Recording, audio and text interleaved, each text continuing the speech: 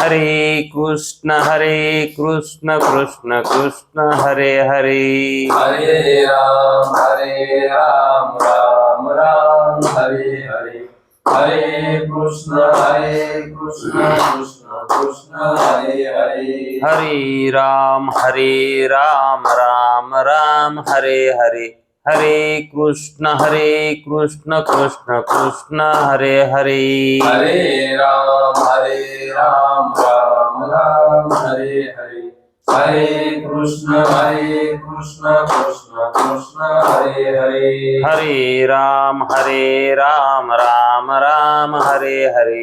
हरे कृष्ण कृष्ण कृष्ण हरे हरे। हरे राम राम राम हरे हरे। हरे कृष्ण कृष्ण कृष्ण हरे हरे। पुंडलीक वरदे हरि विठ्ठल श्री गुरु ज्ञानदेव तुकाराम पंढरीनाथ भगवान की जय। माऊली ज्ञानेश्वर महाराज की जय। जगद्गुरु तुकाराम महाराज की जय। ब्रह्मनिष्ठ गुरुवर्य रंगनाथ महाराज की जय।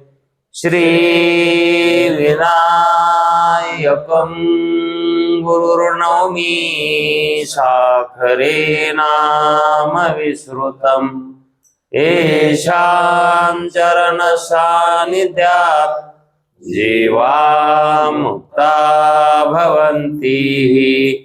साखरे वंशविख्यातं ज्ञानदानपरायणं विनायकं गुरुर्वन्दे भवबन्धविमुक्तये।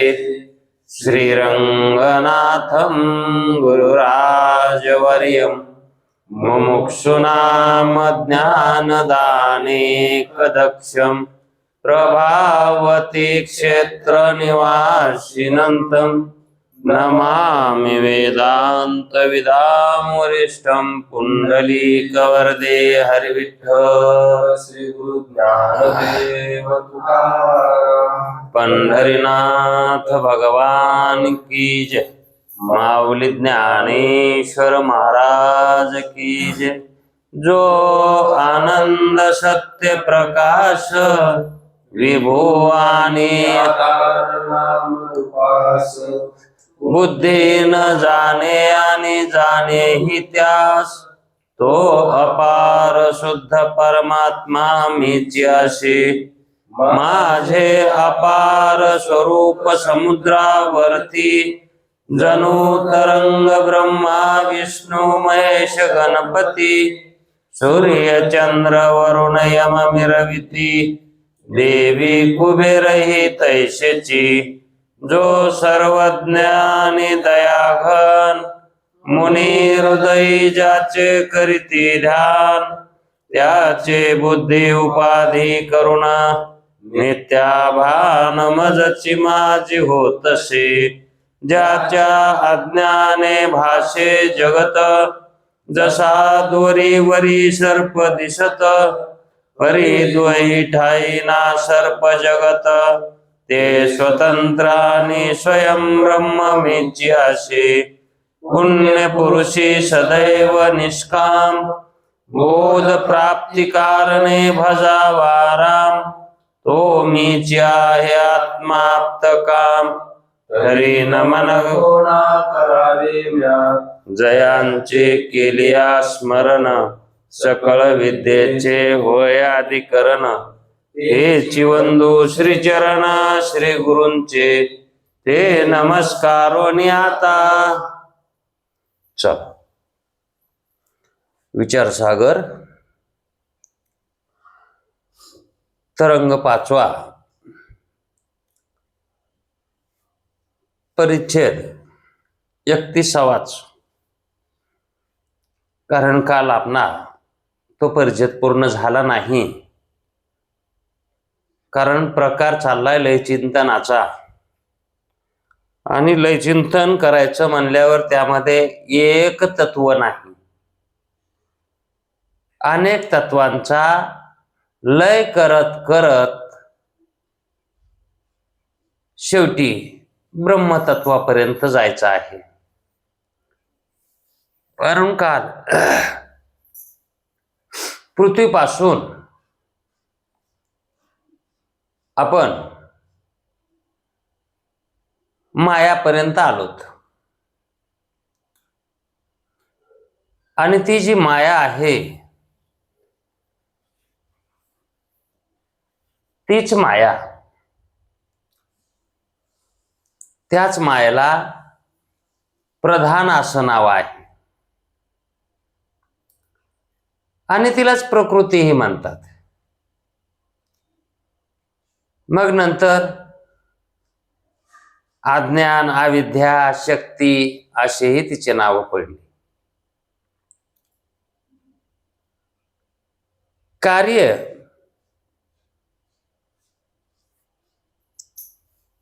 जे उत्पन्न ज्याच्याकडून होतं, ज्याच्याकडून जे कार्य उत्पन्न होतं त्या कार्यानुरूप त्याचं नाव ठेवलं जातं. कार्य बदललं की त्याचं नाम बदललं. म्हणून ही मायाची एकूण अशी 6 नावे ठेवलेली आहेत आणि तशी 6 प्रकारानं परिणामाला पावते. तो परमात्मा जसा षडगुण ऐश्वर्य संपन्न आहे तशी माया षडगुण, आता ऐश्वर्य कसं म्हणावं त्याला, दोषानं ती युक्त आहे, संपन्न आहे. म्हणून ती एक प्रकारची शक्तीच आहे. आता शक्ती का आहे, अविद्या का आहे, अज्ञान का आहे, तिला अज्ञान का म्हणतात, तिला अविद्या का म्हणतात, आणि मग प्रधान आणि प्रकृती आणि माया हे जे तिचे 3 स्वरूपे आहेत ते स्वरूपे असे आहेत. सर्व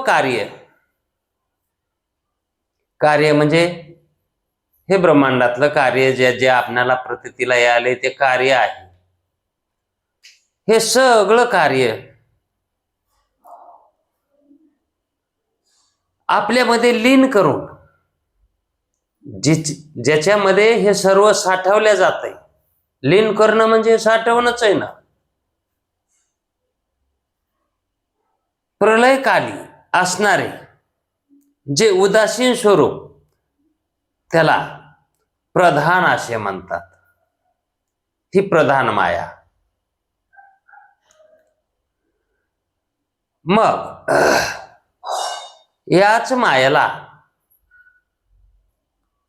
बिग बँग सुद्धा म्हणायला लागलेत आता. कारण तिच्यामध्येच सूक्ष्म जेवढं म्हणून आहे ते साठवलेलं आहे. प्रलय काळामध्ये या सृष्टीचा, या ब्रह्मांडाचा ज्यावेळेस प्रलय होतो, नाश होतो, त्यावेळेस तो नाश कशात होतो, तर ज्याच्यात होतो त्याला म्हणायचं प्रधान माया. कारण ब्रह्मामध्ये मानता येत नाही, पण ते प्रधान स्वरूप जे आहे ते ब्रह्माचंच अंग आहे आणि त्याच्यामध्ये हा सर्व सूक्ष्म उत्पत्तीचं जे कारण आहे, स्थूलाचं कारण, जे सूक्ष्म म्हणजे ते कार्याचं जे कारण आहे ते कारण तिथं प्रलय काळामध्ये हे सर्व नष्ट होतं इथलचं. पण हे कार्यरूपानं सूक्ष्म रूपानं ज्याच्यामध्ये म्हणजे आपापल्यामध्ये त्याच्यामध्येच राहतंय ते कार्य, ते म्हणजे एकमेकांमध्ये मिसळत नाही. कार्य त्याच्याच ठिकाणी राहतात ते. म्हणजे पंचमहाभूत हे पंचमहाभूत सेपरेट आपण आपलेच तिथं तशाला तशीच राहतात. त्यावेळेस तिथं पंचीकृत म्हणून राहत नाहीत, अपंचीकृत म्हणूनच राहतात. म्हणून ते आपापल्यामध्ये राहतात. पण कुठे राहतात?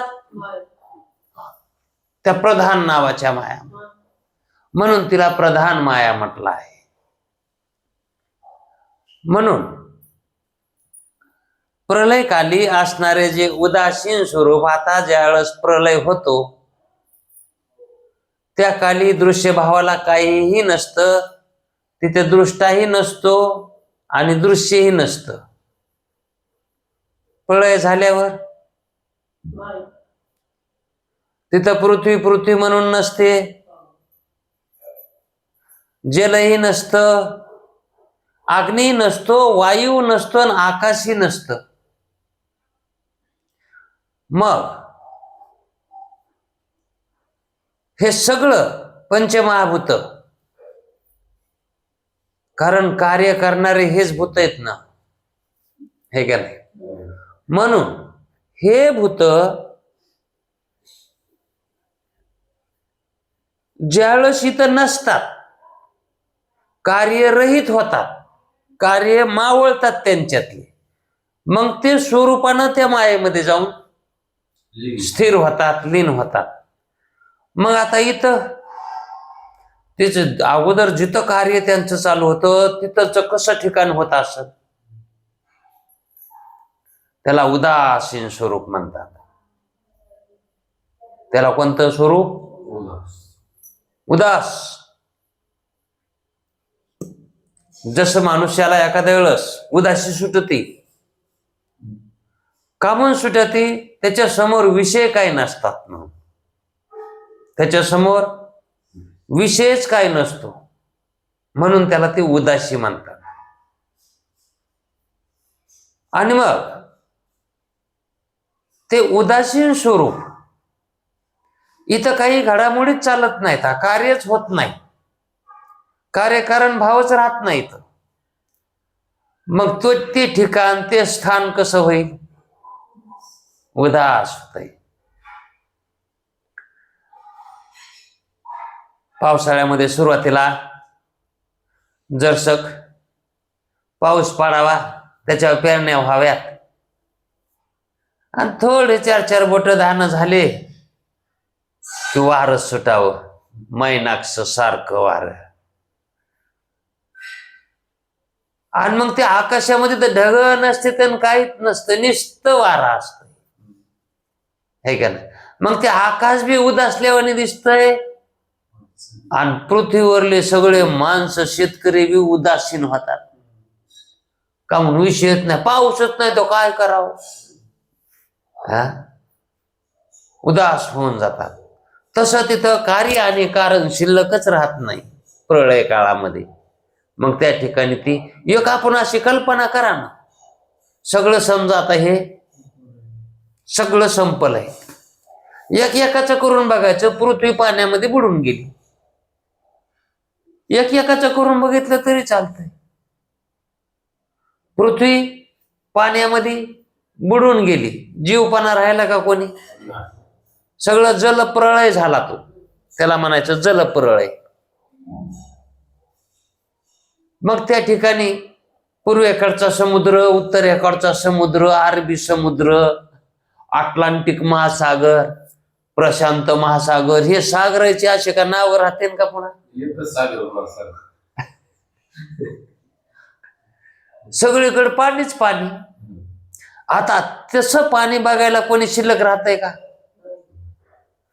पण तशी कल्पना करता येत नाही का? पृथ्वीच जर बुडाली तर मग काय राहणार आहे? आणि मग ते त्यावेळेस जे चित्र असतंय ते चित्र कसं असत, ते त्याला म्हणतात उदासीन स्वरूप. हे तर एकाच भूताचं झालंय ते. आता सगळ्या भूताचं त्या ठिकाणी लय व्हायचा म्हणल्यावर एका भूतानं एवढं स्वरूप आपल्याला दिसायले, तर सगळ्या भूतांचा ज्याच्यामध्ये लय होतो ते प्रधान स्वरूप नाशाला सामावून घेतो. कशाला सामावून घेतो तो? नाशाला, है का नाही? म्हणजे प्रळयाला, तो प्रळयामधले जे संस्कार आहेत जीवायचे, ते सगळे संस्कार त्याच्या ठिकाणी जाऊन बसतात. पण ते सेपरेट राहतात बरं का, मिसळामिसळ. म्हणजे माझे संस्कार तुमच्यात येणार नाहीत, तुमचे संस्कार माझ्यात येणार नाहीत, मिसळामिसळी होत नाही.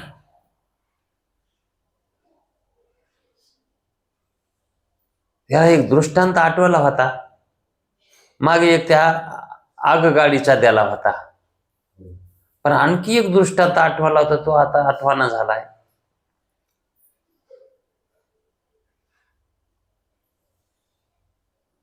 पण ते तसं सेपरेट, तसं ते त्या ठिकाणी राहतात. म्हणून त्याला प्रधान माया म्हणतात. त्याला प्रधान स्वरूप आहे तिचं.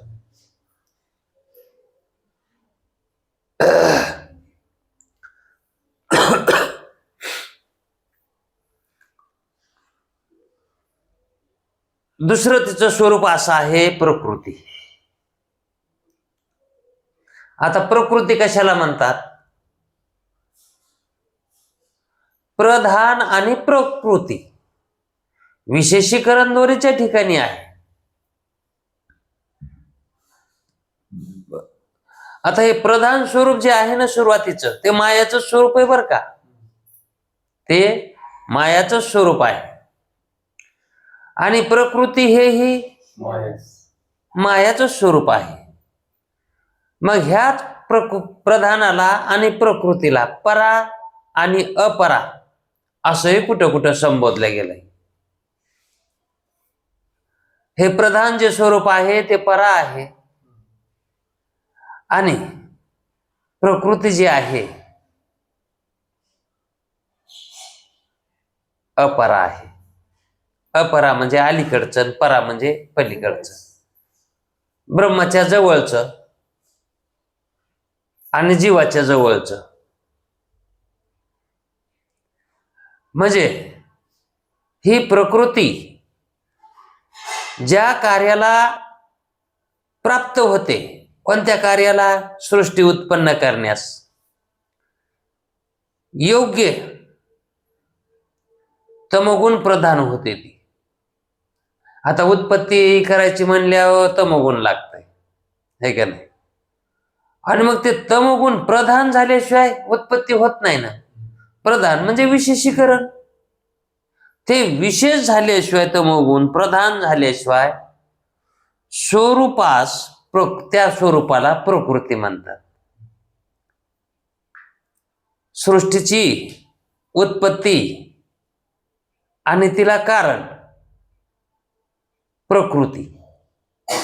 सृष्टीच्या उत्पत्तीला किंवा ब्रह्मांडाच्या उत्पत्तीला प्रकृती कारण आहे. आणि ती कोण्या गुणाने युक्त आहे? तमोगुणाने युक्त आहे. पुन्हा तो गुण प्रधान म्हणजे विशेष त्या गुणामुळे तिला प्रकृती म्हणतात. ते कृतीच आहे, ती कृतीच करते. ते काय करते? कृती रूपाला येते. कृती म्हणजे आकार, है का नाही? कृती कशाला म्हणायचं? आकाराला. आणि आकार, उकार, मकार जिच्यामध्ये आहेत, आकार, उकार, मकार, ती प्रकृती म्हणजे विशेष रूपाला येतात ते. मग ह्या प्रकृतीला मायाच म्हणतात, पण तमोगुण प्रधान माया म्हणायचं तिला. मग ती प्रधान जी माया आहे, ती प्रधान मायाला गुण नाही इथं सांगितलं. आणि तिसरा जो प्रकार आहे तो मायाचा, जे आपल्या संप्रदायाने किंवा दुसऱ्याही संप्रदायानं माया हे नाव जास्त प्रचलित आहे. जे अज्ञानी आहेत त्यांना सुद्धा मायाचं नाव माहित आहे, पण तिचं कार्य माहित नाही. ती माया. आता माया म्हणजे काय? मा म्हणजे माईक, या म्हणजे असणार. जे माईक आहे, माईक असतं त्याला माया म्हणतात. जे खरं नसतं, पण जे खरं नाही ते उत्पन्न करण्याची ज्याच्यामध्ये शक्ती आहे त्याला काय म्हणायचं? माया. माया म्हणजे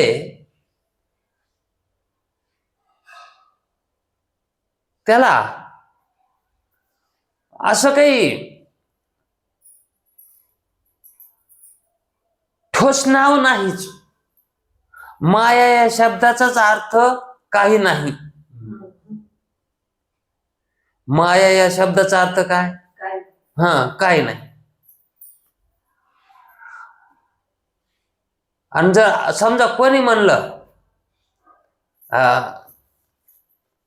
काय करायलास रे, तर आपण काय म्हणतो? काय नाही.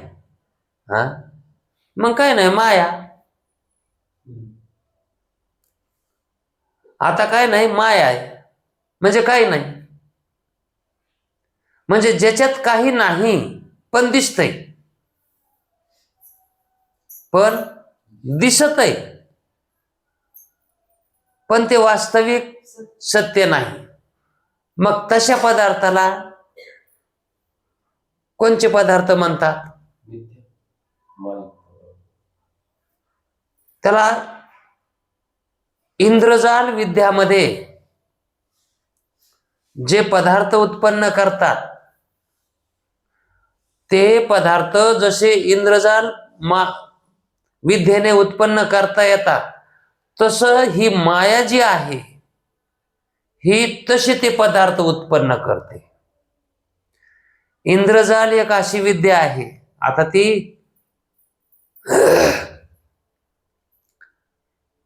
अस्तित्वात आहे का नाही हा प्रश्नच आहे. पण ज्याच्याजवळ त्या विद्येबद्दल अज्ञान आहे तर त्याला ती आहेच. ती कधी असते? अज्ञान असलं तर आहे, आणि अज्ञान नाही राहिलं की मग ती नाहीच, आहे का नाही? आता वैद बाबाला पेटी भारून देता येते. ज्याला पेटी घालायचा जास्त उल्हास आहे त्याला वैद बाबाला मंत्र येतात. इंद्रजाल विद्या त्याला. आणि त्या वैदाला जर आपण विचारलं तुम्हाला काय येतं, कशाचं काय, पोटा पाण्यासाठी करावं लागतंय. मग आहे कोणाला, नाही कोणाला? ज्याला अज्ञान आहे त्याला. मग अज्ञानातच ती इंद्रजाल विद्या प्रगट होती. कशात? मग असताना होती का नसताना? पदार्थ नसताना होती. नसतानाच उत्पन्न व्हायलेत का नाही? आता येणं त्याच्याजवळ, त्या बाबाजवळ कसल्याही प्रकारची विद्या नाही, पण त्याच्याकडे जाऊन त्यानं त्या विद्येचं सामर्थ्य म्हणून एक वस्तू घेतलीच ना त्याच्याकडून, आणि त्या विद्येचं सामर्थ्य ह्या पेटीमध्ये आहे. ते पेटी म्हणजे काय? त्या पेटीत भरलंय ते सामर्थ्य. त्याच्या जवळचं, त्याच्या मंत्राचं सामर्थ्य ते पेटीत आहे. आणि ती पेटी जर माझ्याजवळ असली तर मला कुणाचाही काही त्रास होणार नाही. म्हणजे त्याने एक सामर्थ्य मानलं का नाही तिथं? मग सामर्थ्य नसताना मानलंय का असताना? आहे का नाही? आणि नसताना मानलंय हे खरंय, पण याच्याजवळ ज्ञान असताना मानलंय का अज्ञान असताना? मग अज्ञानातच त्याचं अस्तित्व आहे. आणि ते अस्तित्व नसताना अस्तित्व येते, असताना आहे का ते? तसं ही माया इंद्रजाल विद्येमध्ये जसे पदार्थ उत्पन्न करतात तशी ही पदार्थ उत्पन्न करणारी आहे, म्हणून तर तिला माया म्हणतात. पण त्या बाबाला तरी एक लोखंडाचा उलसाक तरी तुकडा लागत आहे त्याला पेटी करायला, नाही तर लयच गरीब असला ते तर त्याला धुडकाचं तरी शिवाशिवी करून, धुडक्याची तरी इतकी इतकी पैसे एवढी ते तरी, आणि ते बी सुईद्वाऱ्याला जरी पैसा त्याच्याकडे जर नसला तर मग काळा द्वारा तर है का नाही. म्हणजे हे सामुग्री लागते त्याला, त्याच्याजवळ ती इंद्रजाल विद्या करण्यासाठी सामुग्री लागती. पण ह्या मायाला कशाचीच सामुग्री लागत नाही. बगर सामुग्री वाचून पदार्थाची उत्पत्ती करणारी म्हणजे ती माया. तिच्या इतकं जादूवान जादूगार कोणीच नाही. तिच्या जादूतच आहेत बरं का आपण.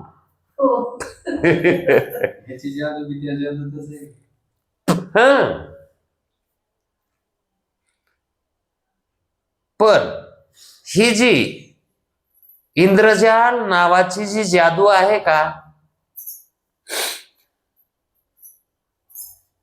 ती पृथ्वी तलावरच चालते. तिनं विश्वामध्ये काही विक्रम करता येत नाही. विश्वात इंद्रजाल पदार्थानं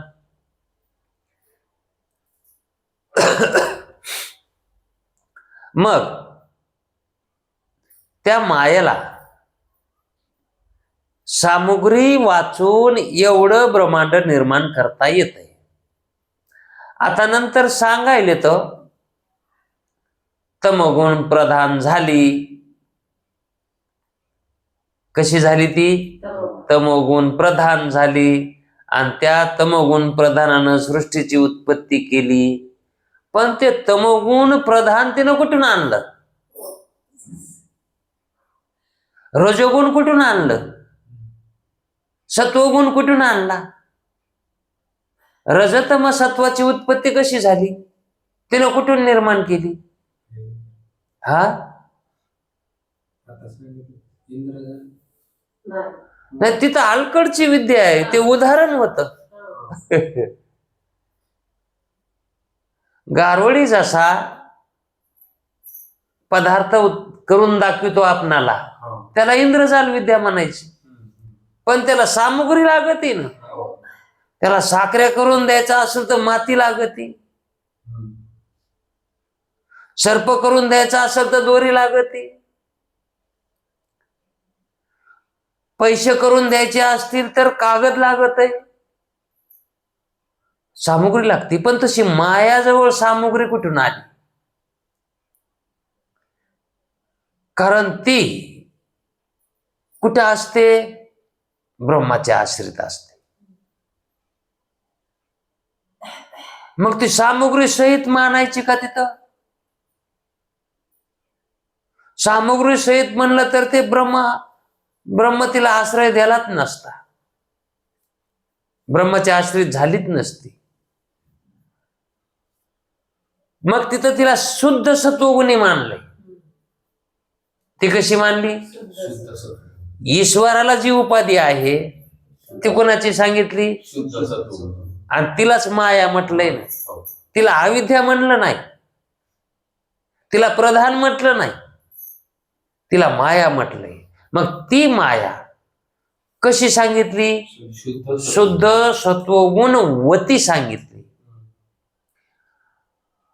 मग शुद्ध सत्वगुणाने ती माया तिथं आहे, तर तिच्या ठिकाणी ते एकच गुण सांगितलाय तिथं, है का नाही? मग सत्वगुण एका गुणामध्ये कार्य होतंय का? कार्य व्हायचं म्हणल्यावर 3 गुण लागते. कारण त्रिपुटीमध्ये व्यवहार होत असतो, आणि व्यवहार झाला तर कार्याची उत्पत्ती होत असते. व्यवहारच झाला नाही तर कार्याची उत्पत्ती कशी होईल? ती व्यवहार्यता होण्यासाठी ही 3 लागतात आणि झाल्यावर त्या व्यवहारातून ही त्रिपुटीच निर्माण होते. मग ती माया, सत्वगुण आणि ब्रह्मचैतन्य हीच मूळची त्रिपुटी. पहिली त्रिपुटी ब्रह्मचैतन्य, ब्रह्मचैतन्याचे आश्रित असणारी माया आणि सत्वगुणाने युक्त असणारी ती माया, म्हणजे सत्वगुण, माया आणि ब्रह्मचैतन्य. याच्यामध्ये ते ब्रह्मचैतन्याचं जे प्रतिबिंब पडलंय किंवा जेवढ्या भागामध्ये ती माया आहे तितक्या भागामध्ये जे चैतन्य आहे ते चैतन्य ईश्वर. ईश्वर कोण? जितक्या भागात माया आहे तितक्या भागातलं चैतन्य ईश्वर चैतन्य आहे का नाही.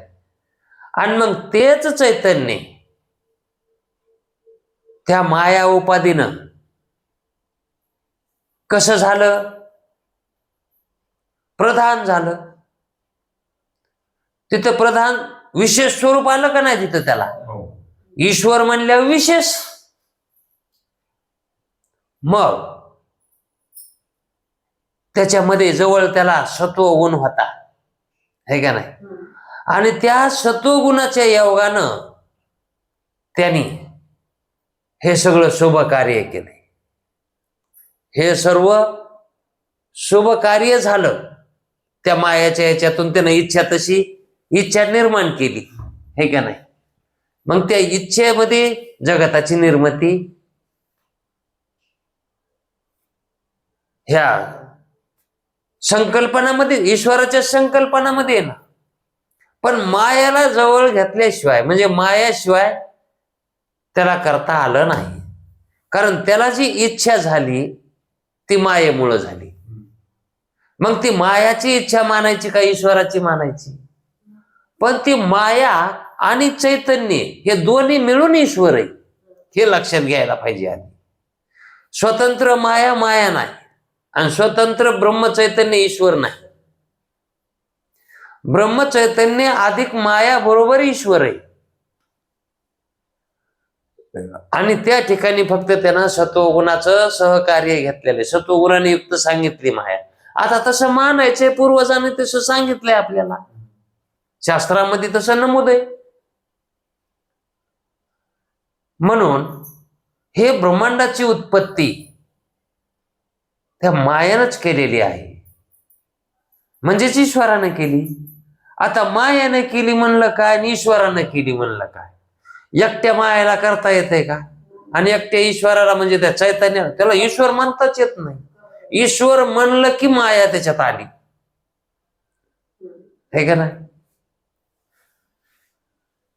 दाम्पत्य म्हणलं की त्याच्यात एक आलं का? दोन आले. दाम्पत्य म्हणलं की 2 आले. तसं ईश्वर म्हणलं की 2 आले, माया आणि चैतन्य. तसं मेहुन हा एक शब्द आहे. मेहुन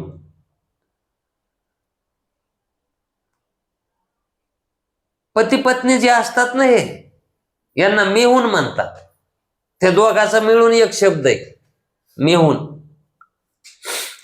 तसं ती माया आणि ब्रह्मचैतन्य हे ज्यावेळेस मेहुन झाले, मेवणे मेवणे म्हणा, मेवना मेवणी,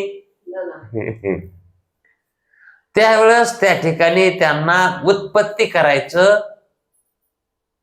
इच्छा झाली, उत्पत्तीची इच्छा झाली.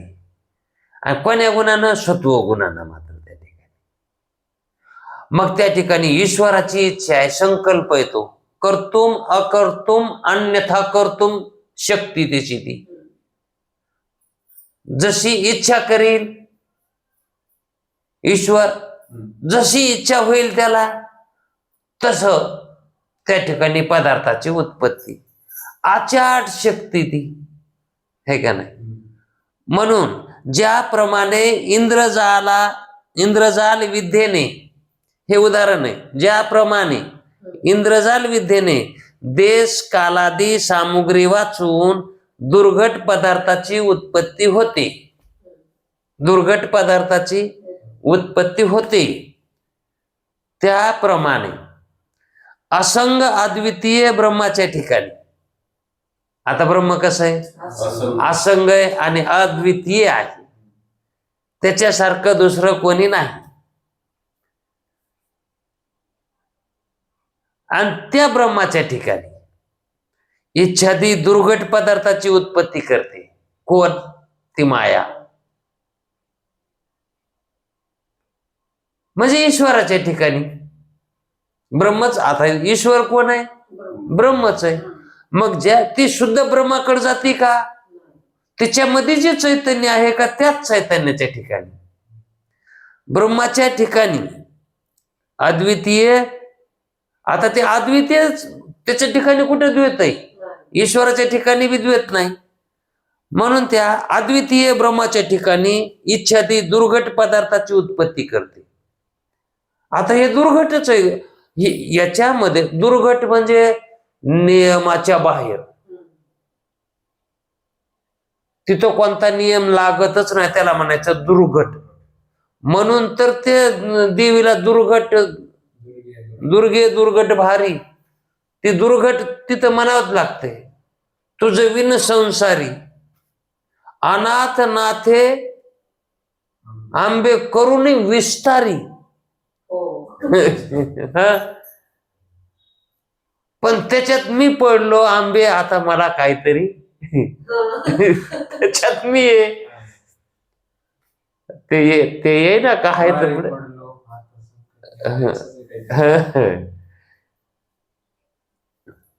असं अद्वितीय ब्रह्माच्या ठिकाणी इच्छादी दुर्घट पदार्थाची उत्पत्ती करते. आता करते म्हणल्यावर इथं स्त्रीलिंगी मध्ये चाललंय, म्हणजे माया करते, आहे का नाही? मग उपादान कारण ते तत्व असल्यामुळं, माया हे तत्व उपादान कारण आहे, ते तत्व असल्यामुळं आता उत्पत्तीमध्ये उपादान कारणाला महत्व द्यावं लागतंय. उत्पत्तीमध्ये जर समजा एखाद्याला लेकरू झालं, मग ते कोणाजवळ ठेवायचं?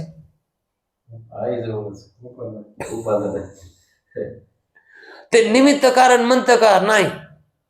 तो 9 महिने हे केलंस, गर्भामध्ये ठेवलंय, आता मी सांभाळतो. जमत आहे का तसं? ते उपादान कारणालाच महत्व द्यावं लागतंय, तिच्याजवळ ठेवावं लागतंय, त्याला सोडून ते राहतच नाही. म्हणून इथं मायाला श्रेय येतं, श्रेय द्यावं लागतं. म्हणून हे जी उत्पत्ती आहे ती मायावीच आहे आणि ही टिकत नाही, म्हणून मायाच्या स्वरूपासारखं आहे. म्हणून याला माया म्हणतात. आता हे जे आहे का, हे नियमाच्या बाहेरची उत्पत्ती, याला इंद्रजालासारखी उत्पत्ती म्हणतात. इंद्रजाल म्हणजे जादू. इंद्रजाल म्हणजे काय? आपण ज्याला जादू म्हणतो ना,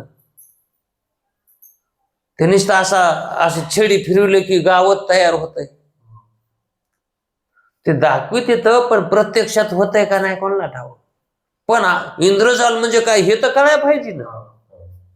म्हणजे आपल्या मनात जे आहे ते उत्पन्न करायचं.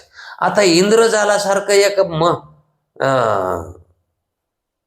गंधर्व नगर एक आहे, गंधर्व नगरीचा विलास, म्हणजे मनानच तयार करायचा. ते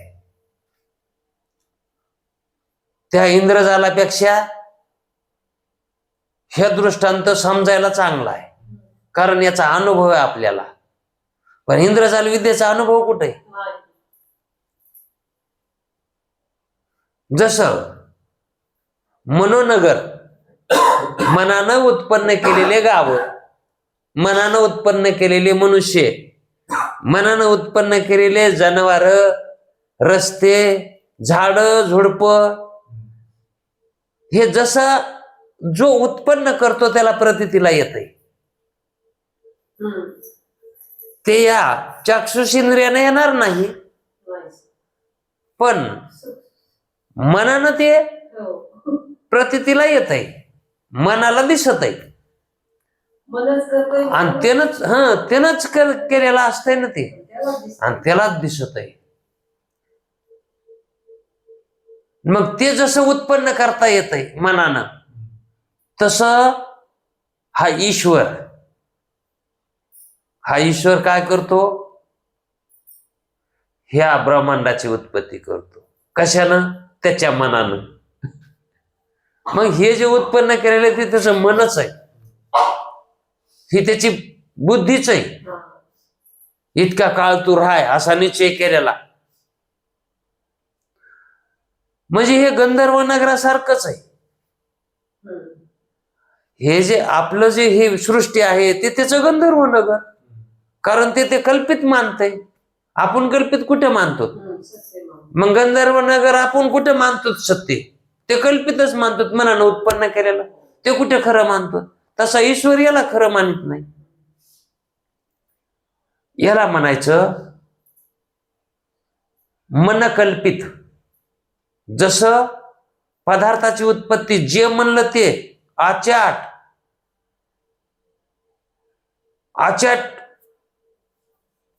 काहीही उत्पन्न करता येतं, ते माया तशी करीती, म्हणून तिला माया म्हणतात. अद्वितीय ब्रह्माच्या ठिकाणी इच्छादी दुर्घट पदार्थाची उत्पत्ती करते. आता इच्छा जी आहे, इच्छा सुरुवातीला पदार्थ उत्पन्न करायच्या अगोदर इच्छा लागते, मला हे उत्पन्न करायचे, अशी इच्छा व्हावी लागेल ना. मग ती इच्छा दुर्घटच आहे ना. मग कोणती इच्छा हो दे ती दुर्घटच आहे ना. पण सुरुवातीला इच्छाच झाली सुरुवातीला, आणि मग ती इच्छा नाना प्रकारचं उत्पन्न करायला लागली, पण दुर्घटच, आचाट, अनाकलनीय. तिथं बुद्धी चालणारच नाही. आता हे आपल्याला संगती लावून दिली म्हणून आपल्याला वाटायला हे असं आहे म्हणून, आणि पण शेवटी काय म्हणते तर मिथ्या आहे. मग मिथ्या पदार्थाला नियम लावता येतो का? आणि मग आपल्याला लय चिंतनामध्ये कसं सांगते तर याच्यापासून ते, त्याच्यापासून ते, त्याच्यापासून ते. मिथ्या नाही केलं म्हणून ते लय चिंतन सांगितलं. त्याला मिथ्या कळला ना. मग हे लय चिंतन सांगावं लागलं ना. पण आपला आता हिशोब कुठे गेलाय? मायाजवळ गेलाय. मग आता इथं लय चिंतन संपवावं लागेल ना. मग संपविताना तरी मिथ्या मानावं लागेल. मग या ठिकाणी मायाच्या ठिकाणी शेवटी माया आलीच ना, शेवटी मिथ्यापाशीच यावं लागतंय. जे मिथ्या पदार्थ आहेत का ते मायावीच आहेत. अहो मिथ्या पदार्थच काय, जे जे म्हणून पदार्थ आहेत ते सगळं मायावी आहे. स्वप्नामध्ये काय दिसलं नाही ते सत्य होतं का? असत्य होतं का? दिसलं होतं ना, म्हणून असत्य म्हणता येत नाही. राहिलं का? सत्य म्हणता येत नाही. म्हणून ते काय? अनिर्वचनीय मिथ्या आहे. स्वप्न कसं आहे? अनिर्वचनीय मिथ्या आहेत ते स्वप्न पदार्थ. मग ते माया नाही का? काय ते माया? स्वप्न म्हणजे एक माया आहे आणि जागृती म्हणजे एक माया आहे. हे दोन्हीही मायाच आहेत, फक्त मधात झोप आहे. ती झोप जर काढून घेतली तर स्वप्न जागृती एकच होऊन जाते. काय फरक आहे? नाही, झोप जर समजा वजा केली त्याच्यातली, तर स्वप्न आणि जागृती एकच होणार का नाही? कारण झोप आली तर स्वप्न आहे आणि झोप गेली तर जागृती. आणि मग झोप आली बी नाही आणि झोप गेली नाही. असं जर झालं तर स्वप्नाला आणि जागृतीला तो मुकतो. मग तिथं तो स्वप्न आणि जागृती म्हणणारच नाही. का म्हणून? आता कोणतं स्वप्न आणि कोणती जागृती म्हणून समजावी? झोप म्हणजे अज्ञान आहे आणि हे अज्ञान जर गेलं, अज्ञान जर गेलं तर त्याला स्वप्न आणि जागृती एक होती. त्याची अज्ञान निवृत्तीमध्ये होतंय काय? जागृती स्वप्न एक होतंय. एक होतंय म्हणजे मधात धुराच राहत नाही अज्ञानाचा. आपण अज्ञानानं म्हणायलो ते स्वप्न आहे, ही जागृती आहे. कशानं म्हणायलो ती? आहे का नाही? झोप हे अज्ञानाचंच प्रतीक आहे ना. मग मुक्त पुरुषाच्या ठिकाणी अज्ञान असतं का? आणि मग त्याला त्या झोप असते का? अज्ञान नसल्यावर झोप कुठून येईल? अज्ञानच नाही तर झोप कुठली येईल? अज्ञानामुळे झोप आहे. झोपीचं कारण काय आहे? अज्ञान आहे. झोपेमध्ये काय असतो आपण? अज्ञानातच असतो ना. मग अज्ञान आहे म्हणून झोप आहे आणि अज्ञानच जर उडालं तर मग झोप. हा, आणि मग झोप उडाली की मग स्वप्न पडते का? जरी स्वप्न पडले, जरी पडले तरी त्याला एकटी अवस्थाच वाटते आणि जागृती आली तरी त्याला ती अवस्थाच वाटते. एकच अवस्था वाटते. त्याला वाटत नाही आपण आता झोपलो होतो म्हणा आपल्याला हे स्वप्न पडलं होतं. म्हणून जे काही विधेयमुक्त असतात का त्याच्या संभाषणामध्ये, त्याच्या बोलण्यामध्ये त्याच्याकडून सत्यत्व असतंय, पण ते आपल्याला त्याचं सत्यत्व वाटत नाही बोलण्यात. जर समजा त्याला म्हणलं जेवण करा महात्माजी, तर तो काय म्हणतो? आताच केलंय बघा जेवण. आता ते नाही केलेलं असतंय स्वप्नात जेवण. आणि मग ते भूक त्याचं भान नसतंय ना. भूक लागलेलंच याचं भान नाही. कर्माचं थोडं थोडं त्या ठिकाणी ज्ञान होतंय, ते सत्वगुण असल्यामुळं ज्ञान होत आहे ना. आणि ते म्हणते आत्ताच केलंय की हो.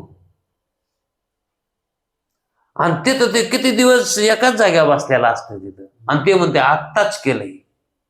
ते म्हणते तुम्ही खोटे बोलायला तो. अहो नाही हो, मी खोटं कसं बोलन?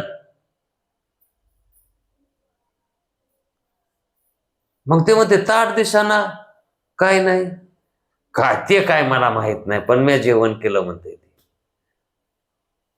अवस्था येते पण त्या अवस्थेचं ज्ञान नसतंय. का म्हणतो? तो विधेयी झालेला असतो, तो देहावरच नसतो. विधेयी कोणाला म्हणतात? जे देहावर नसतात. आणि मग कुठं असतात?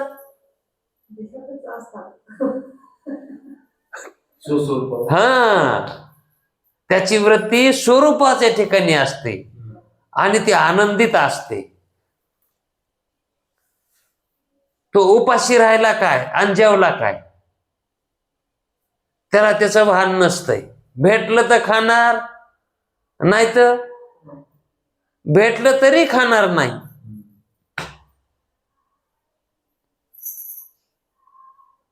मग हे जे आचार जे होतंय याला मायावी म्हणते. पण आपला विषय लांबला. पण हे माया कळायलाच पाहिजे. माया हे कळायलाच पाहिजे, म्हणजे ईश्वर समजायलाच पाहिजे.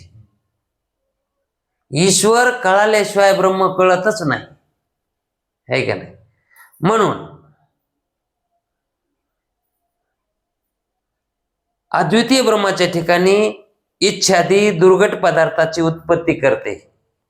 जशी इच्छा होईल तशी दुर्घट पदार्थाची उत्पत्ती करते, म्हणून तिला माया म्हणतात. मग ती उत्पत्ती करते ती इंद्रजाल पदार्थाप्रमाणे त्या पदार्थाची ती उत्पत्ती करते. म्हणजेच ती आपण त्या पांढऱ्या घार काळी घार ज्यात म्हणतो त्याला काय म्हणलो होतो, त्या कोण येतात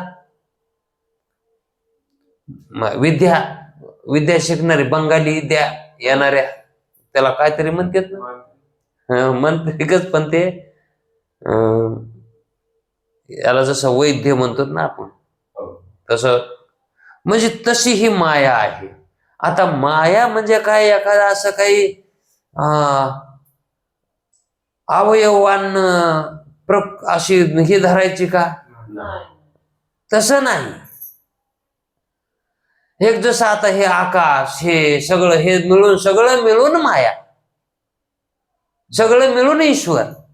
आता कुठं कधी कधी आपल्याला हे सर्व ईश्वर म्हणूनही सांगितलंय आणि कुठं कुठं माया म्हणूनही सांगितलंय. अहो माया आणि ईश्वर एकच आहेत ना.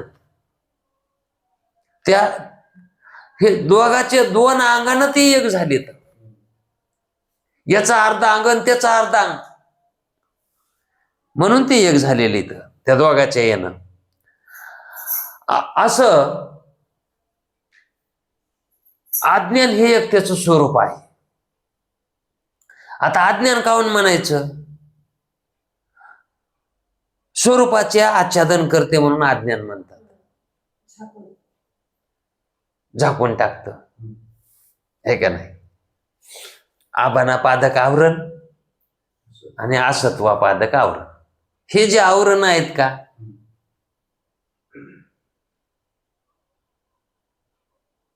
मी ब्रह्म जाणत नाही आणि मी ब्रह्म नाही, मी ब्रह्म नाही आणि मी ब्रह्म जाणत नाही, किंवा ब्रह्म दिसत नाही म्हणून नाही, म्हणून मी जाणत नाही. म्हणजेच ब्रह्माच्या बद्दल आवरण आणि स्वरूपाबद्दल ही आवरण. म्हणजे जे दिसायले ते बी काय ते कळत नाही, आणि जो तो आहे तो कोण आहे तेही कळत नाही. हे जे आभानापादक आणि असत्वापादक आवरण, दिसत नाही म्हणून नाहीच, ब्रह्म दिसत नाही म्हणून नाही, असत्वापादक. आणि मला तसं मी तसा वाटत नाही, अभानापादक, तसं मला भानच होत नाही, मी ब्रह्म आहे म्हणून मला वाटतच नाही.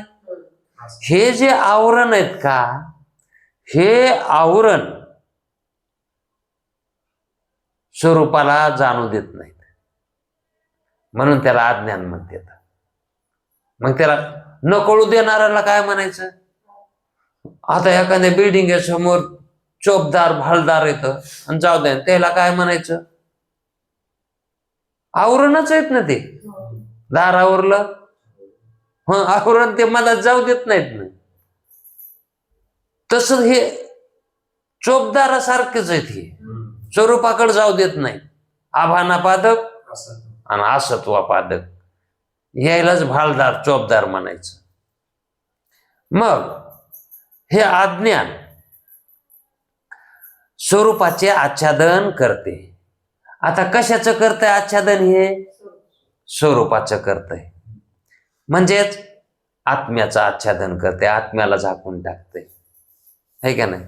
म्हणजे आत्म्याच्या आणि आभासाच्या मधात आवरण येतंय. ते आवरण कुठे आले?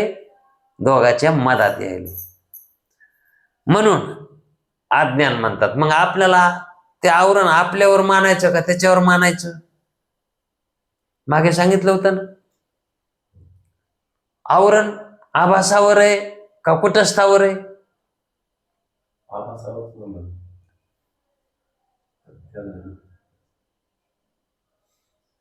आभासाच्या ठिकाणी बुद्धीचे धर्म येतं, है का नाही? त्यानं ते बुद्धीचे धर्म घेतले तर, आणि त्याला स्वतःचं स्वरूप कळा नाही. हा, है का नाही? त्याला स्वस्वरूप कळा ना. कशामुळं? त्या बुद्धीचे धर्म त्यानं त्याच्यावर लादले गेले, म्हणून त्याला स्वरूपाचं ज्ञान व्हाय नाही, है का नाही? मग याच्यात त्या बुद्धीच्या धर्मात कोण पडलाय? आभास पडलाय. बुद्धीमध्ये कोण पडलाय? आभास पडलाय, है का नाही? मग आता आभास बुद्धीत गेला का नाही? हा, आणि मग ते आवरण त्या बुद्धीचंच आहे ना, अंतःकरणाचंच आहे ना. अज्ञान कुठे आहे? अंतःकरणातच आहे का नाही? मग जे काही आवरण आहे ते आवरण आता त्या मध्ये गेलेला जो आभास पडलेला तो मधात आहे, आणि तिथं आपलं अहमत्व आहे. आपलं अहमत्व कुठं निघायले? तिथून निघायले. मग आपल्यावरून आवरण कशाचं आहे? आपल्यावरून आवरण आहे ब्रह्माला न जाणण्याचं, है का नाही? कोणाला न जाणण्याचं? म्हणजे कुटस्थाचं ज्ञान व्हाय नाही. कोणाला व्हाय नाही? आपल्याला. आणि कुटस्थाचं तरी कुठं आपलं व्हायले? कुटस्थाला तरी आपलं व्हायलंय का? मग आपण ते आवरण आपल्या ठिकाणी मानायचं का कुटस्थाच्या ठिकाणी? आपल्याला काय जाणायचंय? मग आवरण कशावर आहे? तेच कळायला पाहिजे ना. मग आपल्याला आपलं स्वरूप कुटस्थ जाणायचंय, म्हणून म्हणलं ते कुटस्थाच्या ठिकाणी आवरण. पण ते मुक्त आहे. कुटस्थ मुक्त आहे, फक्त ते आपल्याला जाणता येत नाही, म्हणून आपण बद्ध आहेत, है का नाही? हा अंतःकरणातला खेळ. तसं अज्ञान हे स्वरूपाचे काय करणार आहे? आच्छादन करणार आहे. पण त्याचं जर अज्ञानाचं जरी आवरण असलं तरी वेद, शास्त्र, पुराण, गुरु हे जे आहेत ना तत्व, यांच्याकडं अध्यात्म नावाची एक विद्या आहे.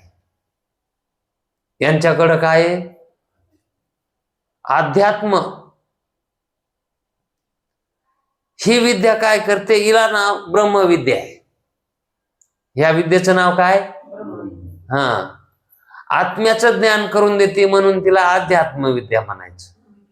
ब्रह्माचं ज्ञान करून, आत्मा ब्रह्मरूपच आहे, मग ब्रह्माचं ज्ञान करून देते म्हणून ब्रह्मविद्या म्हणायचं. मरू देत नाही म्हणून तिला मरण मारणारी विद्या म्हणायचं. जीवाला मरू देत नाही म्हणून मरण मारणारी विद्या म्हणायचं. म्हणजे हे विद्येचे असे नाव पडलेत तिच्या कार्यावरून. मग ही जी ब्रह्मविद्या आहे, अध्यात्म ज्ञान जे आपण रोज ऐकतो ते ब्रह्मविद्याच आहे बरं का. यालाच अध्यात्म म्हणतात, त्यालाच पाठ म्हणतात, त्याला श्रवण म्हणतात, त्याला चिंतन म्हणतात, आणि हीच अध्यात्म विद्या आहे. मग त्या अध्यात्म विद्येनं काय आपण निवृत्त करायलो? अज्ञान, है का नाही? कशानं करायलो? त्या विद्येनं करायलोत ना, है का नाही? म्हणून ती विद्या काय करणारी? अविद्याचा नाश करणारी. आता तिथंच त्या अज्ञानाचा शब्द अविद्या घेतला बघा, कारण ही विद्या आहे ना. मग विद्या कोणाच्या विरुद्ध असती? अविद्याच्या. म्हणून अविद्याचा नाश करणारी ही विद्या आहे. मग ब्रह्मविद्येनं जिचा नाश होतो म्हणून तिला अविद्या म्हणतात. अविद्या का म्हणून म्हणतात? तर याच्यामुळं म्हणतात तिला. म्हणून हे मायाचं स्वरूपच एक आहे. म्हणून ही माया कशी करायली उत्पन्न, हे ब्रह्मविद्या ज्याला माहित आहे का आत्मसात आहे का, त्याला सगळं मायाचं सोंगढोंग कळत आहे. गारुडी कसा उत्पन्न करायला गारुड्याच्या बायकोला कळत नाही का, त्याच्या लेकरायला. मग आपण त्याची लेकरू व्हावं लागेल ना, त्या मायाचं लेकरू व्हावं म्हणजे ईश्वराचं लेकरू व्हावं लागेल. मग आपल्याला सगळं कळतंय, है का नाही. उलट आपण त्याच्या कामात सहभागी होतो. तिथं गेल्यावर का उगाच बसतो का, पप्पा मी बी करतो तुमच्या सगळ्याच, काय करायचं तुम्ही मोठाले माणसं करा, मी चिलट फिलट करतो. असं अविद्या कामून म्हणतात, ब्रह्मविद्येने तिचा नाश होतो म्हणून अविद्या म्हणतात. आणि ती स्वतंत्र शक्ती राहत नाही. ती अविद्या, अज्ञान, माया, प्रकृती आणि प्रधान हे स्वतंत्र राहत नाही. ती त्याला आश्रय ब्रह्माचा घेतल्याशिवाय राहतच नाही. म्हणून स्वतंत्र कधीही राहत नसून चैतन्याच्या आश्रित राहते, म्हणून त्याला शक्ती म्हणतात. आता ती कोणाची शक्ती, ती शक्ती कोणाची, ज्याच्या आश्रित राहते त्याचीच. आता आपली शक्ती म्हणजे ताकद, सामर्थ्य आपल्यात आहे का नाही. आता इथलं वजन इकडं 5 किलो उचलून इकडं ठेवायचं आहे का नाही. मग ती शक्ती आपल्याला सोडून राहते का, मग ती शक्ती कोणाची, मग तशी ही माया नावाची ही जी शक्ती आहे आश्रित असणारी, ही कोणाची, आणि ती शक्ती म्हणजेच ते सगळं आलं. मग ते आता माया, प्रकृती, आणि ही त्याच्याच आश्रयावर राहते. आता ही शक्ती आपल्या आश्रयावर राहते का नाही, पण कवर राहते आपल्या आश्रयावर. ही आश्रयानं कवर राहते, जोवर देह आहे का नाही. आणि देह नसला की म्हणजे आपण जोपर्यंत जागे तोपर्यंत ती आपल्या आश्रयावर राहते, आणि आपण झोपलो की ती विलीन होती शक्ती सुद्धा. तस आता शक्ती कार्यान्वित आहे. आता जगत आहे, ब्रह्मांड चालू आहे, बंद नाही ना अजून, चालू आहे ना आता. हे म्हणजे त्यांची काय आता शक्ती,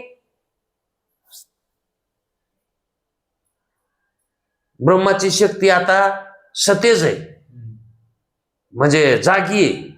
आता ती शक्ती काय आहे, जागीच आहे ती. म्हणून परमात्मा हा परमात्मा जोपर्यंत तो झोपलेला आहे तोपर्यंत त्याची शक्तीवर हे सगळं कारभार ती करते. त्याची शक्ती घेऊन त्याच्या शक्तीवर. किंवा दुसरी एक युक्ती आहे, ही ज्ञानेश्वर महाराजांना अमृतानुभव मध्ये सांगितली. परमात्मा ज्या वेळेस झोपतो त्यावेळेस ती जागी होती, आणि ती जागी झाली की तो झोपतो, आणि तो जागा झाला की ही झोपती. ह्या दोघाचा एकूण एकाचा संबंध कधीच होत नाही. पण आता आपल्याला या ठिकाणी लय चिंतनाच्या ठिकाणी असा संबंध घ्यावा लागेल की तो परमात्मा जोपर्यंत जागा आहे तोपर्यंतच शक्ती आहे. कारण ते आपल्याहून उदाहरण घेतलंय आपण जोपर्यंत जागे तोपर्यंतच शक्ती कार्यान्वित राहणार. आपण झोपलो की शक्ती ही झोपती. असं या ठिकाणी हे शक्तीचं निरूपण आहे किंवा लय चिंतन आहे. आणखी ह्या लय चिंतनाचा भाग बराच राहिला आहे, म्हणजे हे समजून सांगितलेलं आहे. ते आपण उद्याच्या वेळात पाहू. कुंडली कवरदे.